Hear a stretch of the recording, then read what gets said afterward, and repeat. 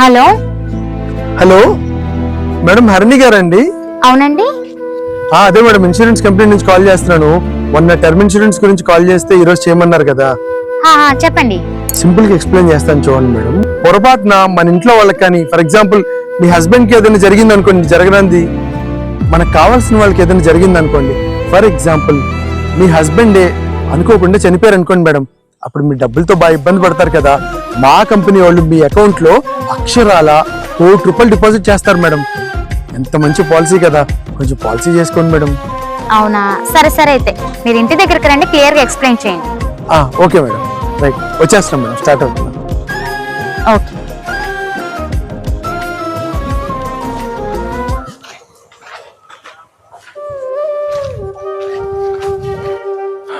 ఇల్లే అనుకుంటా, sir call చేద్దాం. హలో మేడం, నేను ఇంటి బయట ఉన్నాను మేడం. వెయిట్ చేయండి. వెయిట్ చేయమంటారా? సరే మేడం, ఓకే, బయట ఉంటాను. Okay madam.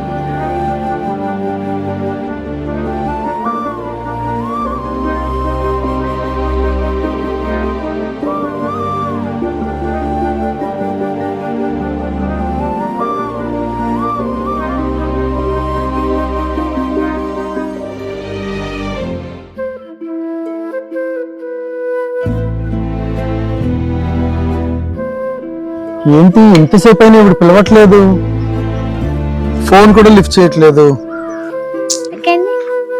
ముందు నుంచే ప్రాబ్లం ఉంది మేడం, జాండీస్ ప్రాబ్లం వచ్చింది. అది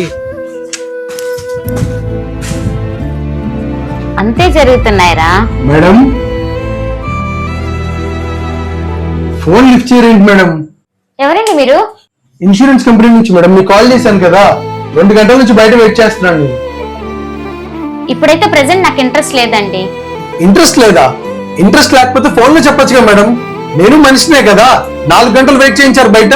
అవును, నేను కూడా ఫోన్ లోనే రిజెక్ట్ చేయొచ్చు, కానీ మీకు కూడా ఇలా చేస్తే జీవితం విలువ తెలుస్తుందనే ఇలా చేశానండి. జీవితం విలువ అదేంటండి? అవును, మీరు ప్రతిసారి క్లయింట్ కి ఫోన్ చేసి మీ భర్త చనిపోతే మీకు డబ్బు వస్తుంది అంటున్నారు, కానీ నిజంగానే మనిషిని మీరు తీసుకురాగలరా?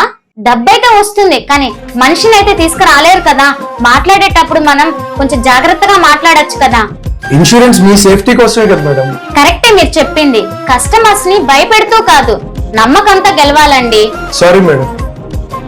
ఆగండి, ఇదంతా మీకు అర్థం అవ్వాలని అలా మాట్లాడాను. నేను కూడా టర్మ్ ఇన్సూరెన్స్ తీసుకుంటాను. Thank you madam.